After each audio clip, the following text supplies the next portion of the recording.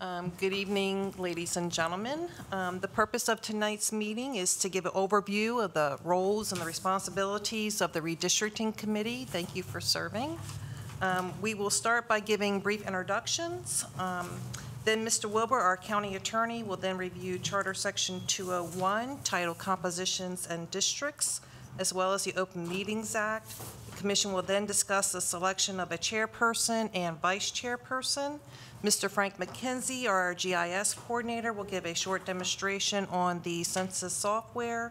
And Mr. Anthony Gutierrez, Executive Director of the Board of Education, will give an overview on the timeline for the Board of Elections. And then we'll talk about our next meeting date and time. So we'll begin with introductions. If you can just state your name and then just share a little bit about your background. And I'll start and then we'll go around the table. So my name is Laura Hurley. I'm the County Council Administrator. Prior to coming to the council office, I worked in the in-house legal department from 2008 to 2015 as a paralegal. And then prior to that, I worked with the county attorney at that time, who was Ed Baker, in the private practice from 1999 to 2008. I am married. I have 2 grown kids and 3 beautiful grandkids. Hi, I'm Mark Danderson. I moved to this area about 6 years ago. I'm an adjunct professor at Salisbury University. Before I moved here, I worked for New England Journal of Medicine for 25 years. And then I worked with the Chinese Ministry of Health, creating educational programs for Chinese doctors for about 8 years. I'm Wendy Ansbacher. I've been here in Salisbury about 20 years now, 25 years, almost 25 years. I was asked to do this by Joe Holloway. I am on the Central Committee, Republican Central Committee, as well as part of the club, so he knows that I'm involved. So forth. So, and I work for Edward Jones Investment, so I came right from work and came here. I'm Julie Giordano. I am a teacher in Wicomico County. I've taught for 15 years in middle school and high school. I was also asked by Larry Dodd to be part of this committee. I'm part of, I just applied for the Central Committee, and I am on the Women's Republican Club, as well as the Delmarva Conservative Movement. Yeah, I'm married. I have 2 stepkids and my 11-year-old who is getting ready to start middle school. So he's 11 going on 17. So yeah, I'm excited. I'm Gail Barkovich. I served on the County Council for 12 years, was president for 2 years. I currently spend a lot of time with grandchildren. In fact, I have an 8-year-old 3 days a week during the summer with me. I really am pleased to be here. I've volunteered. I thought it would be a good opportunity to get back a little bit into what's going on in the county. I'm Muir Boda. I'm the Vice President for the Salisbury City Council, currently serving in my 2nd term. My day job that pays the bills, I'm an asset protection manager at Walmart. Been there about 28 years, and we've lived in the city for about 16, in the county for probably about 30 or more years of my life. So happy to help and be a part of this process any way I can. Hi, my name is Bernadette Kennedy. I work at the Wicomico Public Library. I'm now, in the last year, I've been named the branch manager of the newly named Paul S. Sarbanes branch. And a lot of people know me, I'm sure. I've been there for about 30 years. And also, I'm here. I am a native of this area. My home is a community of San Domingo. And I guess I'm the town crier when it comes to anything political, social action. So, you know, every now and then you gotta when you start talking, you gotta do what you said, tell them to do. So this was the perfect opportunity. So to make sure that they get the message on what's going on in the county. Thank you. Hi, I'm Kel Nagel. I moved here in 1978.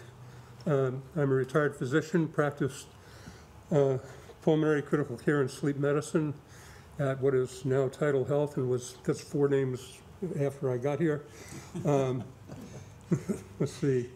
I was president of the Wicomico County Board of Education from 1984 to 1995. I have 3 children, one of whom is a librarian.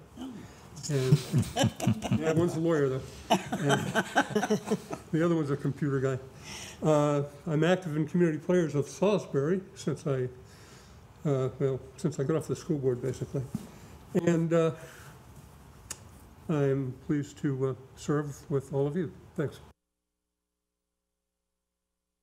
Anthony Gutierrez, election director for 15 years now in Wicomico County.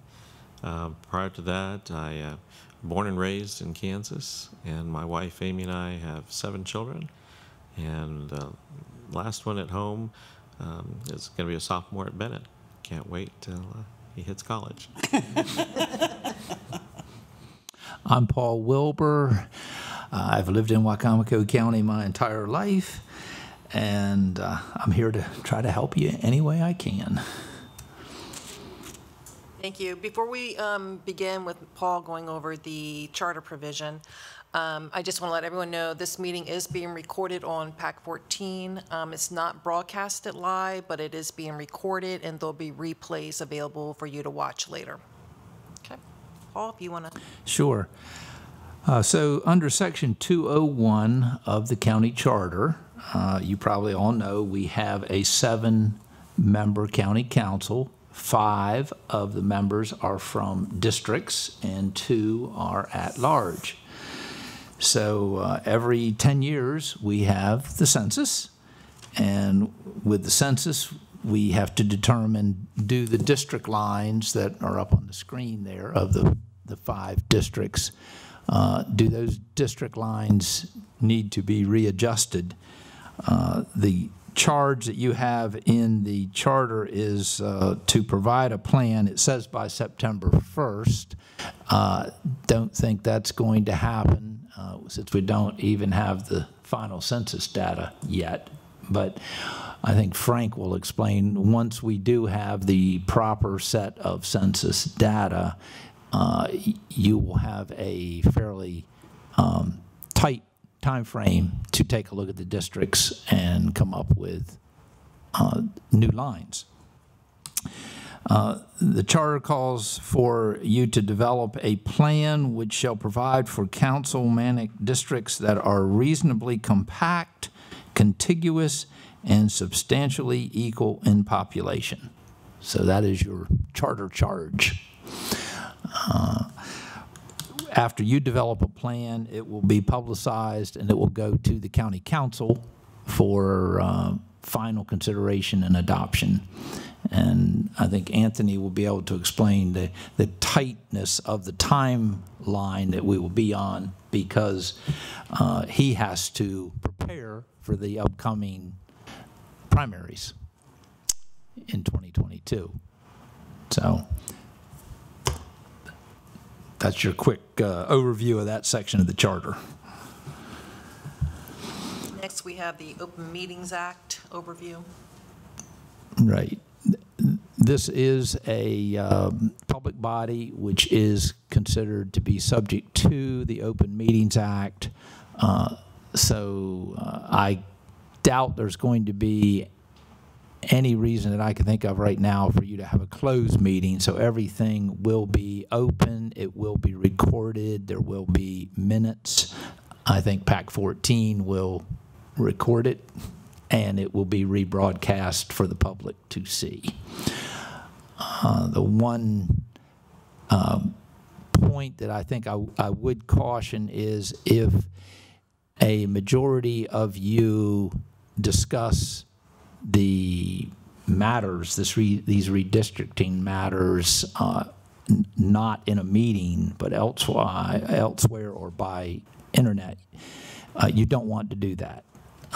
If there's a majority present and you're discussing redistricting issues, they need to be in the open meeting. That's just a point that seems to come up on bodies at times. So next we have the discussion on the selection of a chairperson and a vice chairperson. So the role of a chairperson would be to set the agendas and to conduct the meetings. And then the vice chair obviously would fill in if the chairperson is not available. So you guys are more than welcome to select a chairperson and vice chairperson tonight if you want. I would need a consensus in order to do that. Or you can wait till the next meeting. So you can talk amongst yourselves and tell me what you think. Well, Gail, I understand that you've been on this committee before, so. Well, I wasn't on the redistricting committee, but I was on the council last time that we did have to do redistricting. So I've been through it, sort of been through it once before. And I'd be willing to do it. I'll nominate you for chairperson then. Okay, well, since it sounds like you want to do this tonight, I'm going to call for the nominations. So, Mira, did you want to restate your nomination? I nominate Gail Barkovich for chairperson. Okay. Are there any other nominations? All in favor of Gail Barkovich to be the chairperson? Say aye. Aye. Any opposed? Okay, congratulations. Thank you very much. Appreciate it. Appreciate the confidence. I will call for nominations on the vice chair.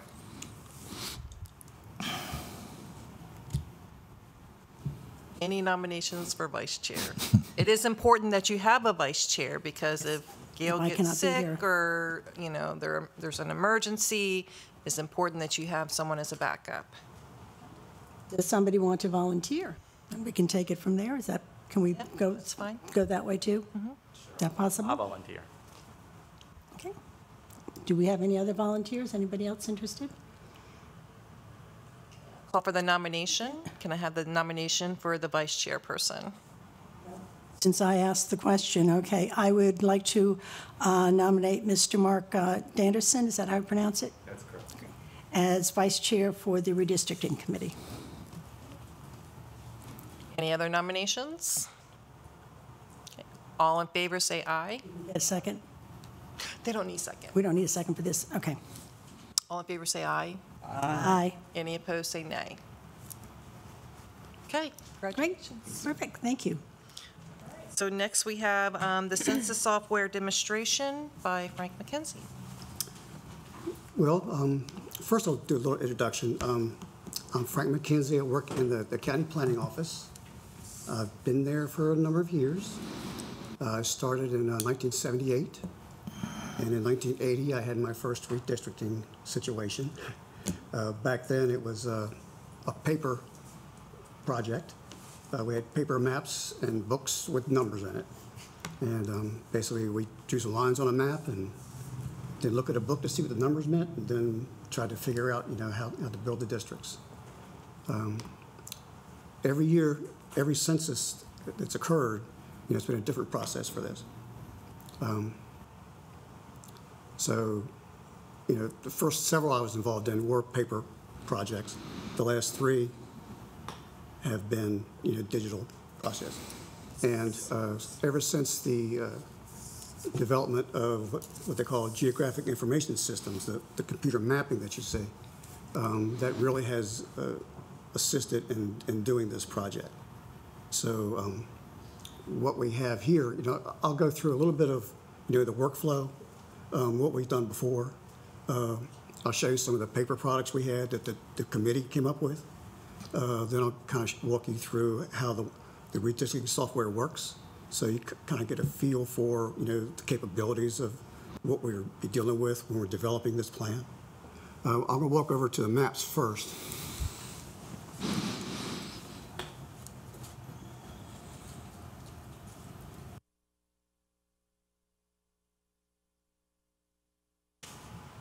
As Mr. Wilmer said, you know, they need to come up.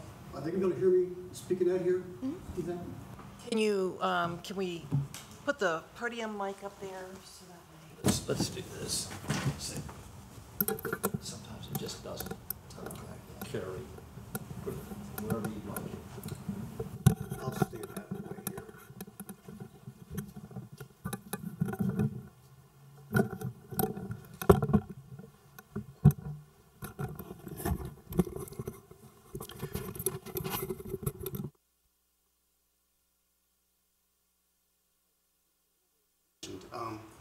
You know, one of the things we have to do is come up with districts of equal population, and that's called the ideal population.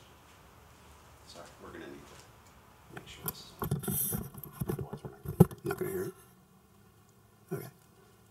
Thank you. The ideal population is generated basically by taking, you know, the final population divided by 5, and that'll be our 5 districts. Now, the ideal population is very hard to hit, you know, when we're going through this process. So they allow you a deviation. They allow you to go 5% above that population or 5% below that population, and that will meet the requirements of the law. The county is also required to have a minority district. So typically the minority district is the first one that's tackled in going through this. So the minority district is defined by black population, you know, by the Census Bureau. So the census data is, you know, will give you information over white population, black population, Haitian population, American Indian. There's, you know, however anybody identified themselves, there was a category created for that in capturing information. But for this purpose, we're dealing with black and white. So you can see this map over here, this larger map. This is District 1, which is our minority district. And as we're going through the process, you know, we started looking at the data and trying to see, well, where are the concentrations of the black population? This information tells us that. It's kind of hard to see on this map. I can show you on a computer in a few minutes. But we went through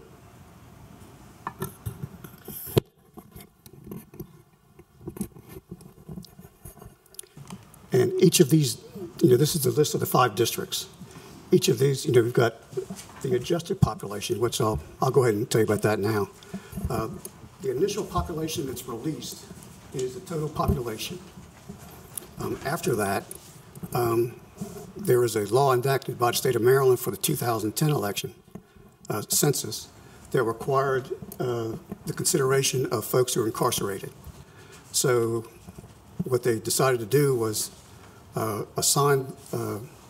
find out where the people were prisoners, their last address, and that's where they assigned them to, you know, their district, to their county or state. So for us, there was, and I can show you some more information. It's in that packet that I passed out. There were about, I think it says 450 people. 540 people, you know, that were incarcerated and, you know, and needed to be considered. So that's what they call the adjusted population. When we receive our data, initially, I think it's going to tomorrow, this data will be sent to the state of Maryland. They will be the ones in contact with, I guess, the Department of Corrections to find out, you know, who was incarcerated as of April 1st, 2020, what their previous address was. So that will become the adjusted population once we figure those numbers out. That's when we can really start our work. If we start before that, you know, we can't. We may be able to do some preliminary work, but we can't do anything final. You know, it's a moving target until that time. This is the map that was ultimately sent to the council. And with this one, you know, the Redistricting Committee came up with this as close, you know, equal population as they could. Then the county council, when they got into it, they looked at had some other considerations. They looked at some things we had to consider were precinct data. So when we create our data, the state of Maryland is also creating legislative data. There's also additional election district data that's not for voting, but it's for tracking of, what now it's used for tracking parcels and that type of thing. But all these overlays create precincts. And in some cases, some of the precincts, ended up not being easy to track. So there was an exercise where we went through and readjusted what was done by the commission with, the approval of the county council to kind of make sure that we weren't creating precincts that were illegal or identified a particular voter at a specific time. In some cases, there might be a precinct that has one person in it. And so that's not something they can have. So they would kind of move that person to another precinct to kind of balance things out and also keep it more anonymous.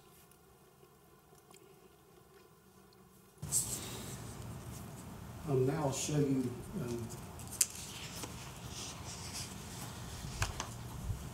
software.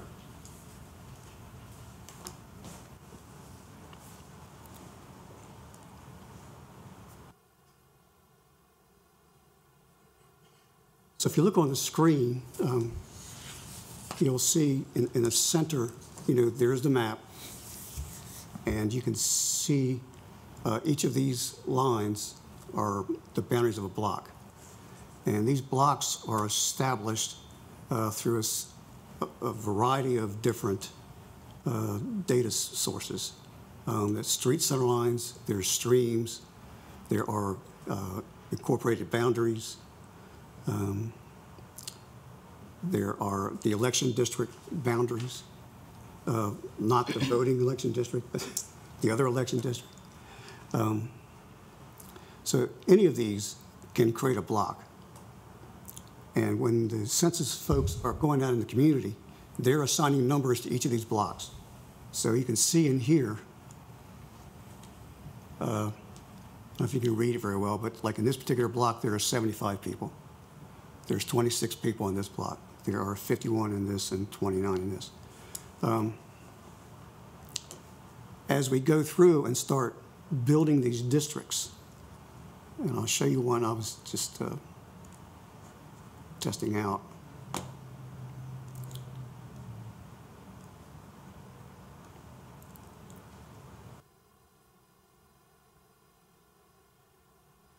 So these orange lines represent these boundary. I was just trying to learn this new software that we obtained. So I was trying to build some boundaries and to show you how this might work. You can see there's 2 green boxes up here. This one on the right is, as we are building the districts, it can tell you, the population.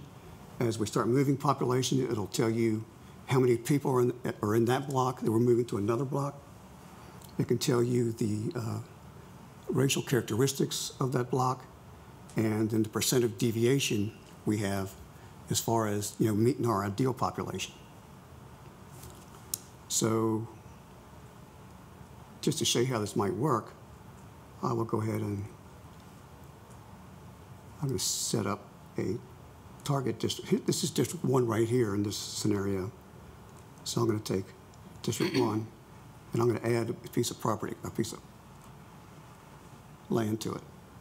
So in this, I took 78 people out of an unassigned district and add them to District 1. And it shows you what the ideal value is, how many people are left in the unassigned block.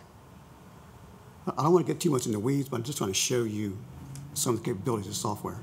But it'll tell you as you go along, this recalculates, how you're going to meet your population minimums and how the racial characteristics are working through. So in this case, in District 1, there's 55% black population. There are 19.13% still in the unassigned. Now, in this larger thing over to the left, this shows all 5 districts. So we build these one at a time, but every time you make a change over here, it adjusts over here. So this takes a lot of time to set this up, but once we get it set up, it's a point and click, project. Once it was done, we provided the, Question. yes, The numbers that are in the blocks now, what year is that data? this is from the 2010 data. Okay, all right. So, yeah, I was just trying to test out the new software. The new information comes out tomorrow, and I'll be working with it, but not being able to use it, so to speak, until it's been adjusted by the Maryland Department of Planning. So, the last time after the committee went through, I think there were 5 meetings. There's a website that's on the council website for the Redistricting Commission. And you can see, you can look at the most recent, at the minutes of the meeting and view all minutes from all the meetings, just to see, things they discussed the last time, to see things they considered. There's also... I tried to click on that the other week and nothing happened. There was no data there. There is data, but I've already printed out all of them. I couldn't get an agenda to come up, but I think it's the green, is there a little green button on this side? Yeah, there's a green button for minutes. Yes, that's the one you need to click on. I think, Frank, if my memory is correct, and then come up. Yeah, there it is. I'll try it again. All right. So try that green button and see if you can get them to come up. And you can view it there, you can download the minutes and print them out. But that is a resource to help you, go through the process, see what they considered, the last go-round.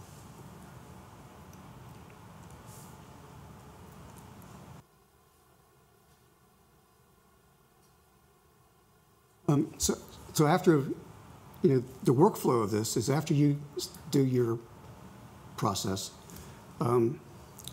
there will be a submittal to the county council, and they'll look at it and they will consider everything.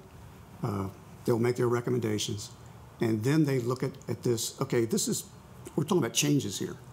So there's another map that I've prepared.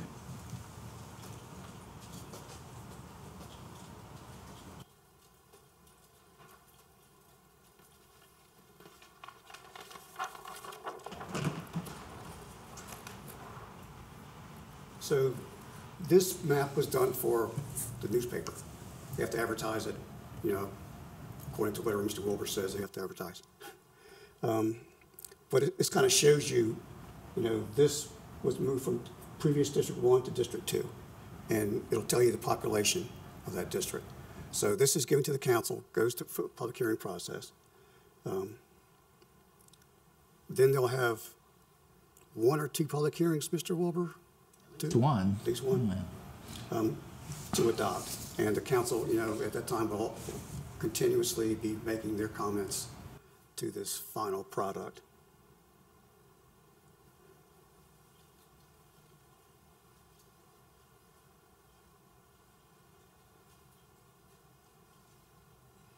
So after this is done and the council has approved it, then it's turned over to Mr. Gutierrez with the Board of Elections. And from that point, I'll let him discuss what he has to do. Did you want that now or later in the agenda? That's fine. Okay.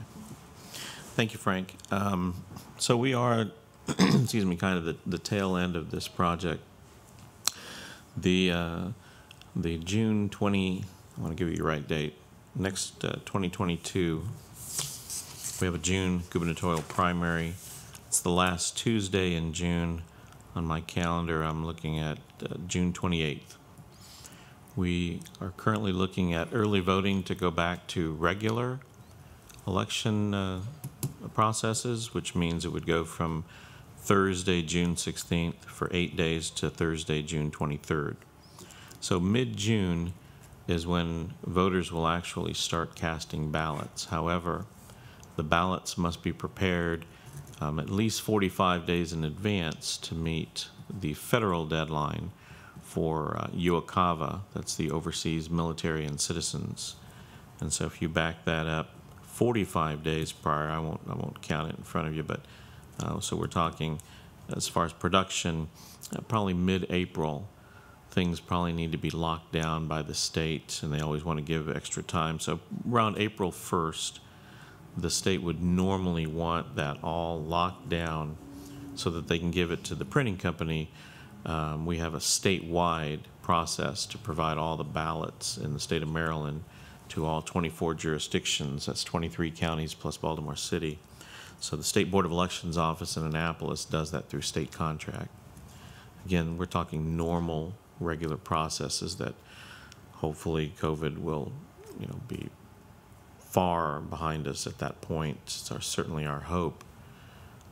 So if we're talking April, we also have a February, let me look that date up for you, end of February filing deadline, which, don't quote me, but it's, I don't know that it's February 22nd. Anyway, I will get that information to you. Or, Frank, I don't know if you can get the State Board of Election website fairly quickly. But it's the end of February is the filing deadline on the Maryland State Board of Elections. On the left-hand side, once you get that, it'll have an election calendar, and you can all access this at home. Maryland State Board of Elections.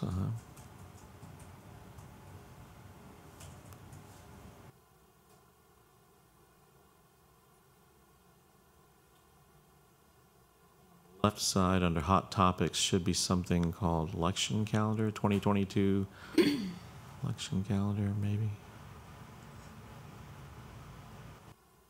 You might see not under candidacy or elections, that blue banner going across the middle, home, and then candidacy and election. Try election for me, would you please? Does it give? Here's election calendar. Does it give file? Oh, election calendar there. There it is. Thank you. And so, oh wow. End of February. End of February. It'll be the filing deadline. But that's good, Frank. That's just fine. So at any rate, that's when the candidates will need to know. However, a lot of issues that we're going to be facing in Maryland election community this next cycle, the gubernatorial cycle. The legislature is talking about doing a special session for congressional redistricting this fall. We've not heard that they're going to roll in the legislative redistricting, which is the Senate and the House of Delegates. If they do not, then the regular process is that the first bill in the January 2022 legislative session are the bills for the state Senate and the state House of Delegate redistricting. And that's the governor's plan. He has a commission similar to yourselves that are having meetings, etc. And once the governor's plan is introduced, and Paul, forgive me, I don't know if it's 30 days or 60 days, if the legislature has not acted upon it at that time, the governor's plan automatically becomes law. Okay. Of course, then the lawsuits can be filed. So a lot of factors, a lot of issues. And so in working with our State Board of Elections, we don't know that we're going to get the legislative part of it for redistricting until, could be April, it could be March. The reason I bring that up now is because in a normal regular year, we're doing, our local office is doing Senate delegates and county council at the same time. We're doing all that work concurrently. And that's important for us because, as Frank brought up, two things always happen. You have anomalies and you have overlays that don't line up. And 10 years ago when I was here, we had someone from the Maryland Department of Planning office in Baltimore come down for 3 days. And she and I sat and looked at all the, one part I remember was down in Fruitland, going along Route 13 in that south part. You've got to get the right-of-ways, you've got to get the easements, and there are people living close enough that are affected that small changes need to be made. Well, if we're only doing council first and then the legislative next spring, we won't have time to correct those anomalies. The filing deadline will have passed if it stays on the current calendar the way it is. So there's a lot of issues we have at the tail end. All that to say that we've been working with Mr. Wilbur and with Frank trying to figure out when do we need the data in our local office in order to do an accurate administration of the June primary election. That's not an easy question to answer. There's too many variables. So to mitigate risk as much as possible, we've come up with, I think we said early December. That's what we Ideally. ideally, and that's even going to make it tight on our schedule because we've already started our regular preparation for the June primary. We start that a little bit over a year in advance every election cycle. People don't understand, they don't realize, and that's okay, that's fine, but we're starting to get busier and busier and busier month by month as we get closer. So this is on top of our regular election work. So again, I'll default to Mr. Wilbur, but if you could hit that target deadline of December, that gives us December and January to get the county council work done. And please keep in mind, we're a small staff. We have 6 people.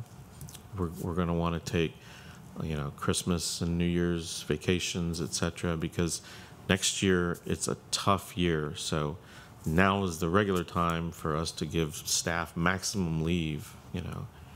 Well, we want to do that as much as possible because we don't want them to burn out June and November next year. So it would help us greatly if you could hit that target as close as possible, because we've got a lot more work to do on the back end. So Anthony, just for clarification, when you're saying early December, you want the council to have adopted the map by early December, or is that when we have to have finished our work? Your work. Our work. Then we're hoping the council in the month of December and January will put the final stamp on the districts so that the election board has the data, let's say, by the end of January. Okay, that's fine, just so we have it, understand what our deadline is, so it's early December. I think we can meet that. The last council, as Frank said, only met commission only met roughly 5 meetings, and they were able to get it done, so it'll depend on when you get all the information to let us start really working on it. And if I could, just a final comment, that's a target. If you could do sooner. I think we'd all be happy to do sooner if we can. That would be, we'll try. Thank you. Thank you. If I may, the last commission was looking at the old map, and they decided they wanted to throw it all out and start from scratch. So they divided the county into, they started off dividing it by Route 13 and Route 50, trying to make it easy on, on the eyes to look at the map. But it didn't turn out, if you look at this other map, I've got it here, Paul.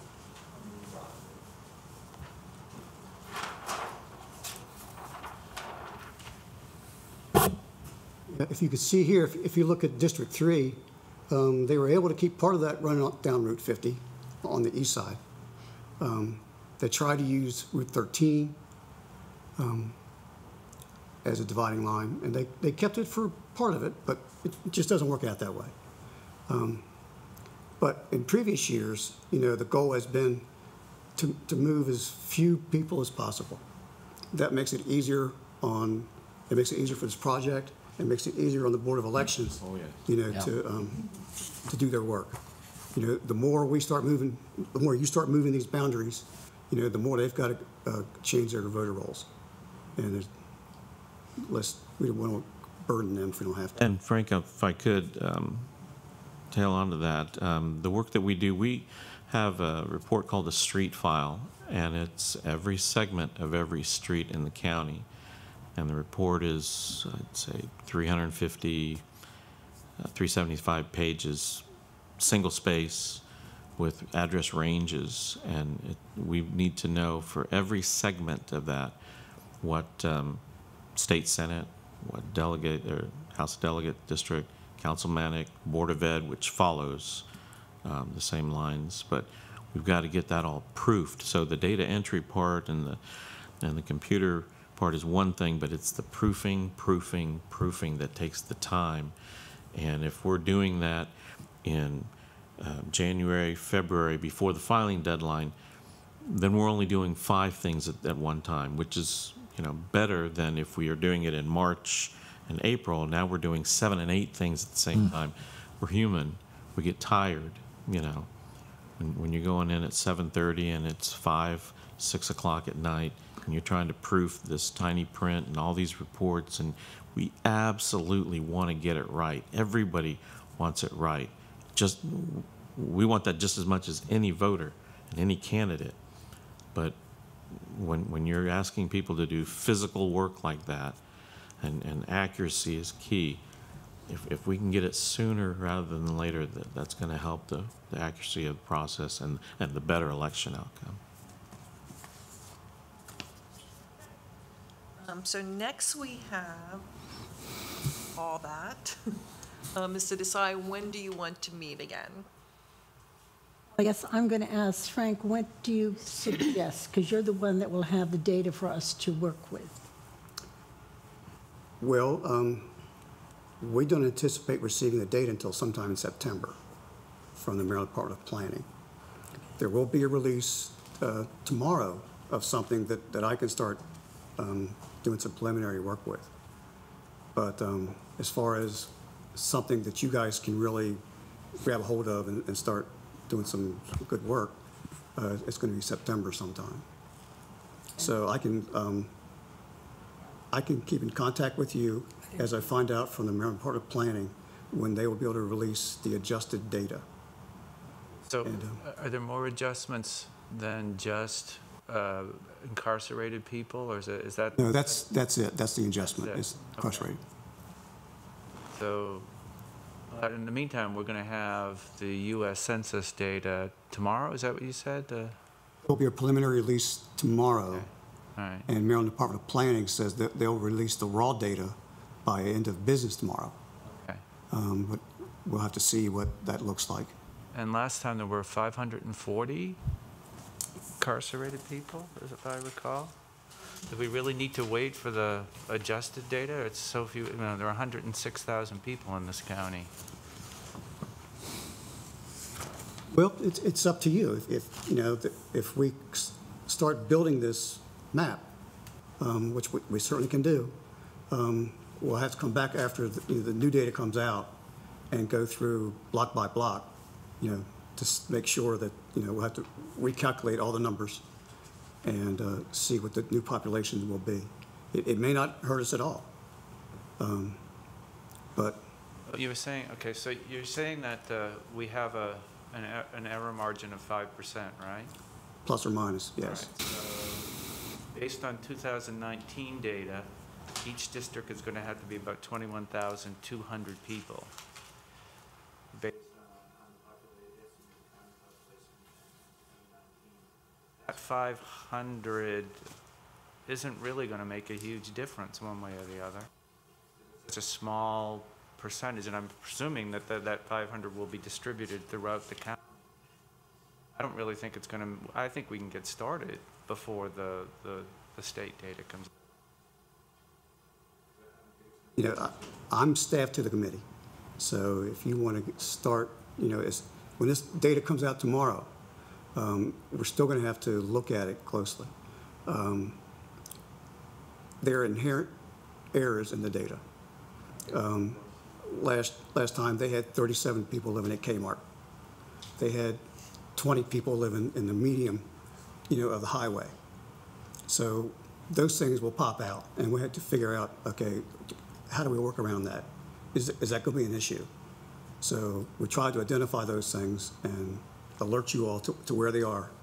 And we won't have time to ask the Census Bureau to fix it, because they'll have to go back through all their computers and So you're kind of saying you might need like a week or 2 weeks to... I'd probably need a week or two to go just to through go this through data. this data. And make sure. And the last, I noticed on the last redistricting committee, they met and then they waited almost a month before they met again, I think probably because of the same issues. So we could plan to do that. But I think what we need to do too is what would be the best time for people to meet, Laura, and when is this room available? Because it's used by, different groups and different committees. Well, I do have the calendar for the room as far as, what time works best for you guys. I'm available during the day or the evening, so. You all prefer meeting like at this time of day, 5 o'clock? Because I know several of you work, right? So you prefer something, okay, let's look at maybe a 5 o'clock time again, and what did we give Frank, 2 weeks maybe to?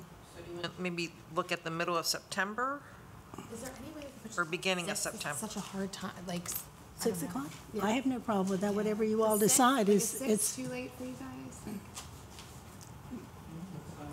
the meetings would probably run, an hour, maybe hour and a half at the most, Frank? What do you think? Probably an Depends. hour and a half. About an hour and a half, so that would take it to 7:30 if that would be, Laura, is that agreeable with you too? Because you've got to be here, and Paul, I don't know if you have to be here for any of this once we get working, or, I'm here to answer your questions. okay. Well, if we have questions, maybe we can send them to Laura. Yeah. Let me just backtrack real quick. If you have questions, contact Laura by email, and she'll be happy to either forward them to Frank, Paul, whatever we need to do. And if you cannot download the minutes from the last redistricting committee or print them out, can they contact you, Laura, and you can maybe Sure, yeah. send them to them, link them somehow to email them back to me? Because I'm not sure every program allows you to, some programs don't allow you to print things out, but whatever. So let's do it that way. Can I ask? Everyone like Wednesdays? I have whatever, it's fine. Wednesday evenings then? The room is free usually Wednesday evenings. It does appear that, except for the first Wednesday of the month, they have electrical board meetings. Correct.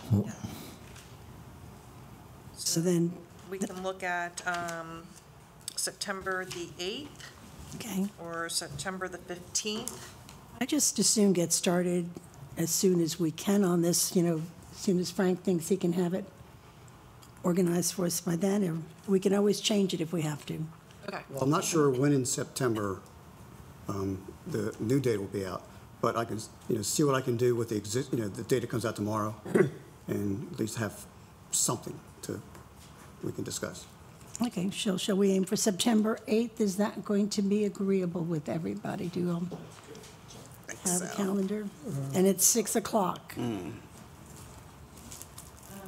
Once you start meeting on a regular basis, are you thinking, and Frank, you can guide me on this one, is it normally once a week, or we looking at every other week? What do you think? Well, I could probably do once a week, but I don't know if everybody else is, can fit that in. I'm just trying to make sure we can get our work done in time for Anthony. So that's. It looks like the last time they did this, they met like roughly once a month, but I mean, we could meet every couple of weeks. A very tight timeline, though. Yes, I know. I'd like to get it done sooner than later for Anthony, because I remember going through some of the changes we had to make last time, too. So every other week? Is that feasible, Frank, for you, to give you a little break in between? As we go through the process, and depending on what we run into, we can adjust our schedule as we need, if we can meet faster. If it turns out that it's going to take a lot of analysis to work this out, then we'll just have to. Yeah, because as we get going through the fall, we run into, Thanksgiving, Christmas. I want to be done well below in front of those dates if we can. Yeah. And once everybody gets, the school starts, everybody's pretty much back on, from vacation and back on schedule. So if we can try that. So let's go with the 8th September right now, 6 p.m. And 15. Oh, Cal, you had a problem? No. I just want to remind everybody that the Folk Festival will be starting on Friday the 10th, and downtown could be a little challenging. I don't know if it will be. So what will be starting on the 10th? Folk Festival starts on Friday. Oh, the fest, We should be able to get in and out of here. oh, we should be okay on the 8th, I would think. They don't close the roads down until, what, near Thursday or Friday? Yeah, And the parking garages? is open, and this parking lot here will be open. So you think we'll be okay? Yeah, we should be. Okay, I always slip in by the courthouse and come up on that back street. yeah. Okay, You can give us any helpful hints that you want about getting parking. I'll send a message to the mayor. yeah. And can I ask a question? So the last time you did not have this software to do the redistricting, is that what you're saying? Yeah, I did. It was a different software, but we had this type of software. So we are actually, I'm trying to figure, in my head, I'm trying to say, okay, what work am I doing? So we're waiting for the census. We're going to see the census numbers, right? Right. And then you're going to dump it into the software. Yes. And see what happens. Yeah, the first part will be, let's take the data, put that in the existing boundaries, just to see what we're looking at. And from there, we'll know what the ideal population is, and we can see, which districts need to grow or expand. And, typically I go through and do my own analysis just to see what it might look like. So, if we want to balance the districts. So, kind of give you guys a head start.